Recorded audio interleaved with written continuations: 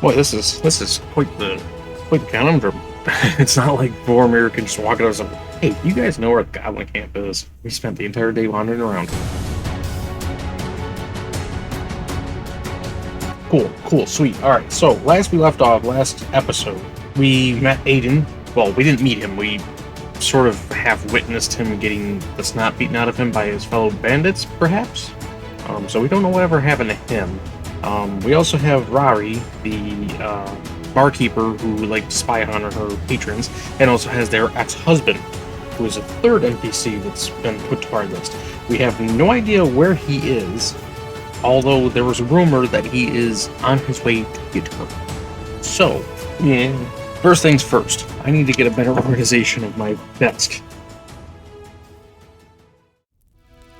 Rari has awakened probably early, more than likely due to the fact that she's pretty concerned and scared that her ex-husband could be here in any minute. Boromir is now waking along with some other patrons, and there's a crackling fire in the hearth, which is probably going to be dying out soon, since Rari's going to be informing most of the patrons that come in from down below or waking up to inform them that the bar is going to be, or the tavern, not the bar, the tavern is going to be closing within, the next couple hours, because she's going to be closing it up pretty much indefinitely until she decides to return or what happens. It's very cold. It's the Alteran foothills. They're not exactly known for their temperate weather. I mean, it's temperate, but it's kind of the colder season, and plus there has been some strange weather coming off the mountains. Obviously, the blizzard blew over with very little issue last night and has more or less cleared up. The sun is making a very strange appearance. That's nice, because that means their travel is going to be easy. I'm making a mess of my dice. Normal. So, we're going to head south. Obviously, there must be a road south. What is south? The bandit camp. The bandit camp is to the south. Aiden's camp is down south. But nobody knows it because it's the foothills. They set up anywhere. We'll say that they're currently set up there. That's kind of, they're like nomadic bandits. They travel around the different areas, and this is where they happen to be resting. Started approaching it. Were the bandits drinking last night? Blizzard, so they were probably, that's right. They were drinking because of the blizzard, trying to keep themselves warm, which, if you didn't know, alcohol does not actually keep you warm. It actually does nothing to help you with the warmth. Four people are awake, so there are currently four bandits awake in the camp. They're probably getting ready to eat. But they're not expecting anybody to come up on the camp because of the blizzard. The blizzard kind of put everyone down. Everyone was down for the night. So they aren't expecting anyone to be showing up. So what does Boromir and Rari do? Let's evaluate and see what happens. Does something happen while they're at the camp? No. They approach the camp, but they notice that they're at the camp, and they obviously spotted out maybe a couple people that were, eating, and are like, this looks like a band camp. We probably shouldn't be here. You're right, we should probably move on.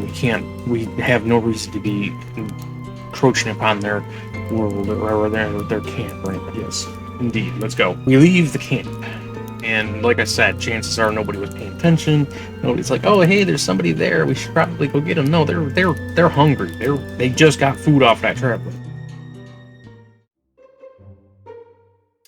Where are the goblins? That's the question. Where are the goblins? Do the dwarves know where the goblins are holed up, where they tend to... I would probably say that the dwarves once knew where the goblins held their homes, but maybe the dwarves went on a raid on them prior, but were never able to find that relic. So they don't know where the relic disappeared to, and the goblins may have built another camp somewhere else. So... there's a goblin camp somewhere else, possibly even a goblin community somewhere else, but the dwarves were never able to find it. So nobody has any clue where it is, which makes it very difficult to figure out where Boromir's cousin went, since due to the fact that without knowing where the goblin camp is, Ragnar was about as clueless as Boromir is now, trying to figure out where he's going, where he needs to go. So... what are we going to do? What are we going to do, Rari and Boromir? What are we going to do? Boy, this is quite the conundrum. It's not like Boromir can just walk out of something. Hey, you guys know where the Goblin Camp is, but he's not very charismatic. He knows he's not very charismatic. He's atrocious. He does not know how to talk to people. The fact that he was able to talk to Rari is a blessing in disguise, because he's normally he's a very gruff dwarf, he has bad bedside manners. He is not the type of person that you want to have taking care of you, because he's very blunt, very, very blunt about things. More alteran foothills, and they can see in the distance that the mountains, the west spine kind of stretches across that side of the alteran foothills. We're going south. We're going back south. We spent the entire day wandering around. All right, so we go past the abandoned camp. Is there anything there? That is the question. Is there anything there? Wow. These rolls have been terrible. Extreme no. It is just wilderness. We spent pretty much the entire day wandering around aimlessly, and now it's turning to evening. Boromir and Rory are going to have to make camp. Okay, so it's probably just a light snow. Well, Boromir never brought a tent with him, and they're too far away from the incompetent giant to be able to, trek back up there. Probably about another half-mile south of the bandit camp, there's a cave. They approach upon the cave, and as they step in, they notice a figure up against the wall. There is a elf warrior within this cave, and it appears that he is dying. There's blood just drenched. He's drenched in blood. His armor is rended, and there's an arrow sticking out of his leg, and he is wheezing. He's not likely going to make it. Unless Boromir can save him. And Boromir and Rory walk in. Are you okay, friend? The elf looks at him. The goblins. This cave. Me and my companions. They made an effort. We were going to eliminate them for once. And finally be rid of them. Our town to the south was attacked by them. Please. Can either of you help? Boromir looks at him. I will see what I can do. And we're going to make a medicine check, which Boromir is proficient in. So, yeah, we're going to see if he can at least stop the bleeding. And if he can't, then he might have to use Cure Wounds. I really hope he doesn't kill him. He was 6. There appears that there is nothing that Boromir can do. Even magic may not be able to do this, but we'll try. We're going to try. No, I don't know how we're going to work this. Magic usually just works. The healing spell usually just works. But seeing as he's almost dying, he's dying right now, Cure Wounds may not work. See, if he'd rolled a 1 on the medicine check, he would have just ended up killing him. He would have pushed on his wound a bit too much, and just... There goes the elf. A dwarf kills an elf. Who would have thought? Now we're going to do a +3 on this. We have a 20. Yes! He can. He can cast a spell. He is successful in hoping 4, 5. He brings him back from near brink of death. The elf is... You are a lifesaver, dwarf. What is your name? Boromir. Boromir, you are forever going to be considered a friend of the elves. Fanian, he's an elf warrior. So there is a region to the south known as the Rusted Woods, which is where this particular elf and his company came from. Fanian is back up and able to move, and it appears that this cave is indeed rampant with goblins. If his cousin found this place, there is absolutely no chance that he probably left anything behind. Rory's probably not a fighter, is she? Does she have any combat ability? I'm gonna say 50-50. She's in the keeper in the middle of the Alteran foothills. You gotta have to have at least some sort of skill to fight. No. Oh, okay. I guess she has no capability. She is a true NPC.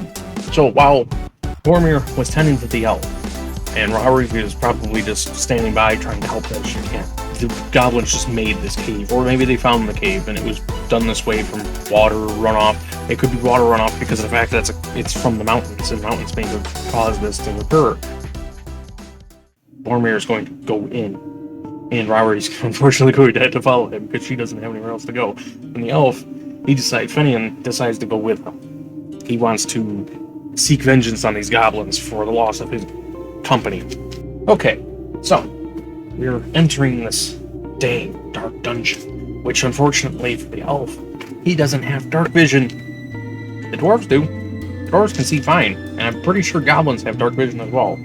We're heading down this cave, so that it has been fortified somewhat. So they walk into this chamber. It's a relatively sized chamber. There's some boxes, just kind of strewn about, some crates, some really old, primitive-looking crates, probably something the goblins brought with them. Boromir and Rory and Fenian don't see anything. There's nothing. No goblins, nothing. Which is weird, because you would think they would have like one or two of them, you know, standing guard. As they're going into this chamber, Fenian behind Boromir, being taller than the dwarves, about 5 foot, sees something shoot from the ceiling, a tentacle-looking thing, like shoot from the ceiling and reach for him, but he quickly bats it away with a sword. He's got a sword. He bats it away, and the thing drops from the ceiling, and they realize they've run into something that they probably didn't want to, and it probably took the goblins, or maybe it's working with the goblins. Is it working with the goblins? Is it possible at this point? Okay, definitely not. This thing probably moved in and has been proceeding to eat them and use them as sustenance and anything that comes in. Is she gonna take off as soon as she sees this thing? Is she gonna like screech and run? No, she's a battle-hardened. She's not battle-hardened, but she's seen some horrors from her ex-husband, and this choker isn't terrifying enough. So she's going to try and fight, but she's gonna cheer from the side. I don't know what she just happened at this that I know of. So the choker is pissed. It's mad. It's angry. Didn't get its meal. It wanted its meal. It wanted that elf. It probably was going after the elf before he took off, or knew that the elf left, and he wanted it. He wanted it bad. The goblins didn't take care of him, so he took the goblins instead. But he wanted the elf flesh. He's been living on goblins way too long. He wants something fresh. He wants elf, probably stringy. I don't know why, but that's what he wants. So let's see if he can hit him. All right. So the choker attempted. It tried, reached out, it raked out with its tentacle. It tried. It was like a suctiony, grabby, just hooked, barbed tentacle thing, reaching out to try and grab him and yank him back. But again, that sword is just so good, and he just bats it away like it was nothing. He's like, you ain't touching me.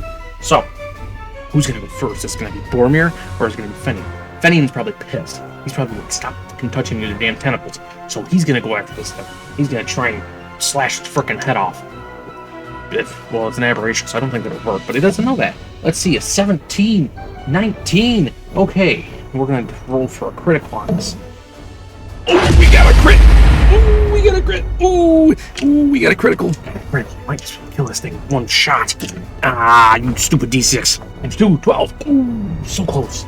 He shakes the hell out of it, though. It's almost. Ooh, he lobs one of its arms off. It goes falling to the ground, and it's flailing about. This thing is screeching this horrible, horrible sound. And Boromir, seeing his chance, takes out his crossbow, and of course it's loaded. I was gonna say it's loaded because I want to do this. It sounds like an epic adventure. And all right, who gets hit? 1 to 2, it's Rory. 3 to 4, it's Fenian, and 5 to 6, he accidentally shoots himself. Shit. Oh god. Yep. Alright, so we'll say from the sight of watching that thing's tentacle flailing about spooked him, and it caused him to kind of panic for a second. And of course, he ends up shooting himself in the leg, or shooting himself in the foot. So clunk into his leg, and he goes howling. He's howling. Oh, my leg. Oh, my foot. What did I shoot myself in the foot for? A thing's tentacle. 10 for the allies. Boromir bouncing around. And we have 9 for the choker. The choker's not going to get a chance this time. All right. Fenian, he's got blood. He wants it bad. And he rolls an 18. Yes, but not critical. But we've got it now. It's 5. Yes, he lobs this thing's head off. It goes slumping to the ground, and it just kind of wiggles around and then just stops and ceases to move. It isn't making any moves anymore. It's done. It's dead. That was exciting. So that, my friends, we must say goodbye to Boromir, Fenian, and Rory.